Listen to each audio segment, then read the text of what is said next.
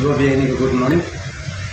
सर्वप्रथम त जेनरल हाम्रो मित्र साथीहरूलाई युवा साथीहरूलाई लाल सलाम हृदयदेखि नै।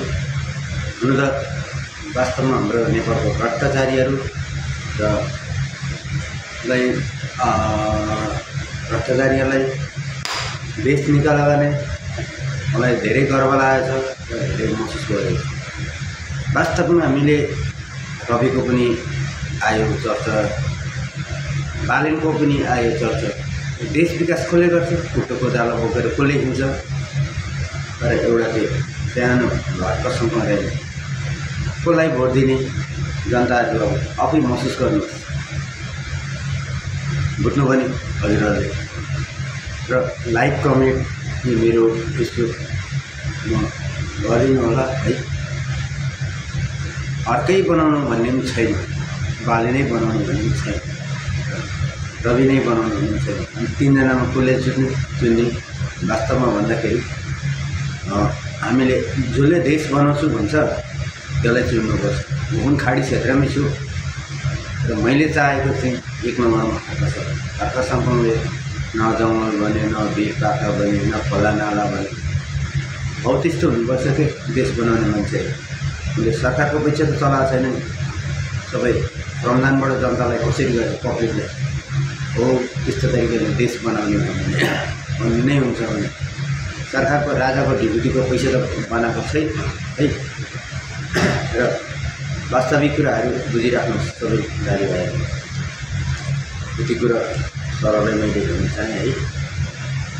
अब हामीले नेपाल देश बनाउँछु भने, नेपाल बनाउँछु भन्नेलाई नै भोट दिनुपर्छ।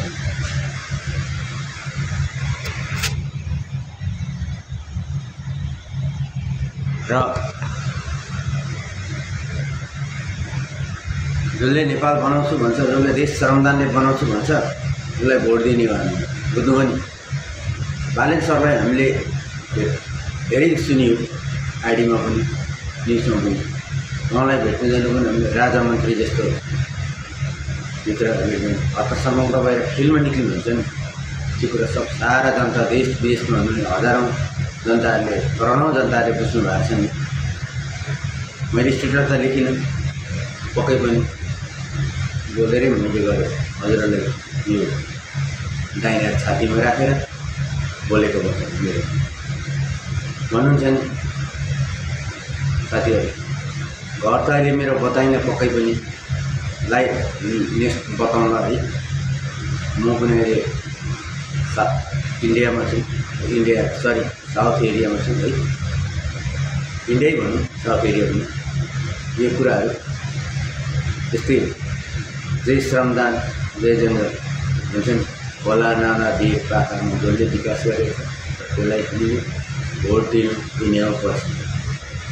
बालेनलाई पनि दिनु। बालेनले काठमाडौँ बनाएको छ, तर हर्का सम्भवमा चाहिँ ढुङ्गा बोकेर, कुटे कोदालो बेल्चा बोकेर, हातमा ठेला उठाएर दुनियाँलाई पसिना बगाएर उनीहरूले गरेको बुझ्नुभयो त्यो कुरा। वास्तविक कुराहरू जति पनि मेरो फेसबुक साथीहरू हुनुहुन्छ उहाँले या नराम्रो या राम्रो कमेन्ट लेखिदिनु होला है। म धेरै बोल्नु चाहदिनँ। वास्तविक भन्दाखेरि आउने 84मा त पक्कै हामीले सोचेकै थियौँ कसलाई भोट दिनुपर्छ भन्ने होइन। तर यही जनरलले गर्दाखेरि हाम्रो नेपालमा 48 घन्टा नभए नै सबै प्रधानमन्त्री भनौँ, लेखक, पत्रकारहरूले लेख्नु भएको छ।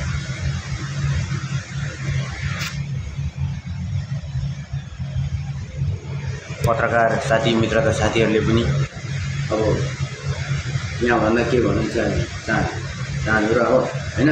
तर देश कसले बनाउँछ त्यसलाई हामीले भोट दिनुपर्छ है, पक्कै पनि। तर दाजुभाइ हजुरको युवा साथीहरूले पनि मेरो भिडियोलाई मेरो फेसबुकमा आउनेछ, पक्कै पनि बिचमा काटिएको हुनसक्छ नेटको प्रब्लमले। जति मेरो फ्रेन्ड्स फेसबुक साथीहरू, इमो, फेसबुक मेसेन्जर, इन्स्टाग्राम साथीहरूले पनि यो कमेन्ट लाइक हानि गरिदिनु होला। या बालेन या कमेन्ट लाइक गरिदिनु। ओके, धन्यवाद। जय श्रमदान, जय धन्यवाद।